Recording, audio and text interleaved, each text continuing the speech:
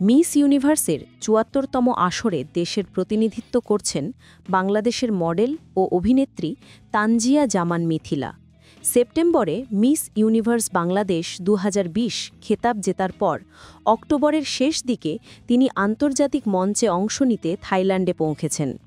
দেশের পতাকা হাতে বিশ্ব মঞ্চে দাঁড়ানো মিথিলার জন্য এই প্রতিযোগিতা শুধু সৌন্দর্য প্রদর্শনের নয়, বরং পরিশ্রম, ধৈর্য ও দেশের জন্য দায়িত্বের প্রতীক।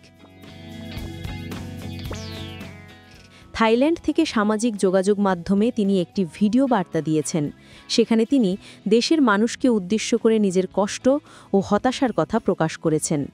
মিথিলা বলেন, আমাকে অন্যান্য দেশের মানুষ ট্রোল করলে কিছু যায় আসে না, কিন্তু আমাদের দেশের মানুষ তো দেখছে আমি কি কষ্ট করছি।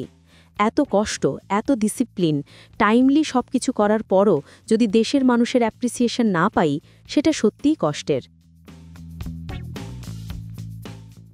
বিকিনি পরার বিষয়েও মিথিলা স্পষ্টতা এনেছেন।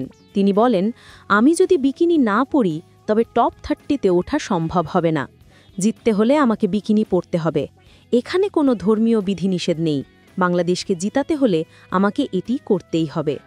মিথিলা আরও উল্লেখ করেন, প্রতিযোগিতা অত্যন্ত বড় এবং সবাই প্রতিভাবান। এতগুলো মানুষের সঙ্গে প্রতিযোগিতা করতে হলে আমাকে সেরাটা দিতে হবে, আর আমাদের দেশের মানুষকেও আমাকে সমর্থন করতে হবে। মিথিলার বক্তব্য সামাজিক মাধ্যমে ব্যাপক আলোচনা তৈরি করেছে। অনেকেই তার সাহস ও পরিশ্রমের প্রশংসা করছেন। কেউ কেউ বিকিনি নিয়ে প্রশ্ন তুললেও অনেকে তাকে সমর্থন জানাচ্ছেন।